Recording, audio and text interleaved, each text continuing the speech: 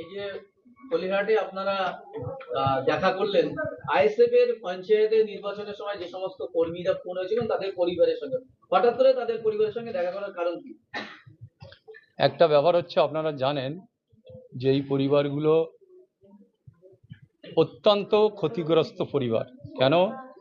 কারুর স্বামী চলে গেছে, কারুর ছেলে চলে গেছে, বা কারুর মানে ভাই গেছে, খুন হয়েছে।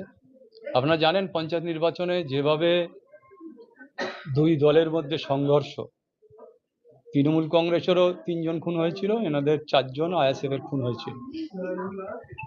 আমি হঠাৎ করে আজকে সকাল থেকে একটু বলতে হবে যে সকালে আমি পূর্বরেশ্বরে গিয়ে আমি তৃণমূল কংগ্রেসটা বিশ্বাস করে লড়াই করে আজকের ভাঙড়ে যে খুন খারাপই হয়েছে সেটা আমি এতদিন মেনে নিতে পারিনি। আমি প্রথম থেকেই মেনে নিতে পারিনি। পঞ্চায়েত নির্বাচনের পর থেকে আমি অনেকবার ভেবেছিলাম যে এদের সাথে একবার আমি কথা বলবো, অনেকবার চেষ্টা করেছিলাম, কিন্তু সেই পরিস্থিতি হয়নি।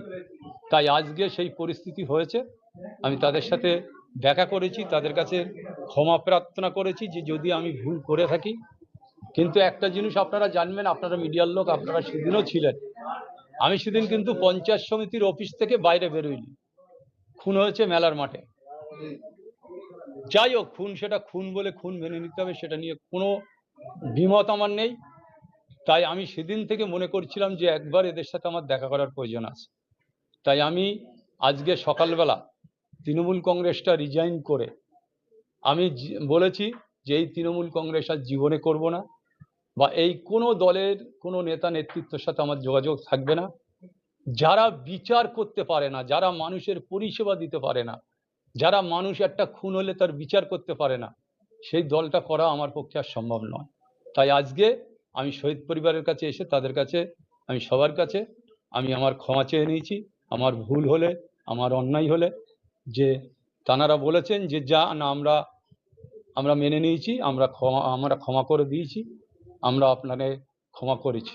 তাই আমি অত্যন্ত খুশি বলবো না যে তাদের ছেলেরা মারা গেছে, তারা ক্ষমা করেছে, এটা বড় কথা। কিন্তু আমিও তাদের বলেছি যে তাদের বিপদ আপদ অসুবিধে সুবিধে আমি নিশ্চয়ই তাদের পাশে থাকবো। যেমন আমাদের এখানে নওশাদ ভাই আছেন, ছোট ভাইজান, তিনি যেভাবে দেখছেন তানার অনুমতি নিয়েই আমি সব ব্যাপারটা, আমি এদের ব্যাপারটা দেখব না। তাহলে কি এখন সময়ের অপেক্ষা আরাবুল ইসলামের আনুষ্ঠানিকভাবে আইএসএফ এ যোগদান? সেটা তো পরবর্তী সময়, আমি নিশ্চয়ই পরবর্তী সময়, আপনারাও বুঝছেন, আপনারাও জানছেন যে পরবর্তী সময় আরাবুল ইসলাম কোথায় যাচ্ছে, কোথায় যাবে, আমি আজকে এটা মুখ দিয়ে বলবো না।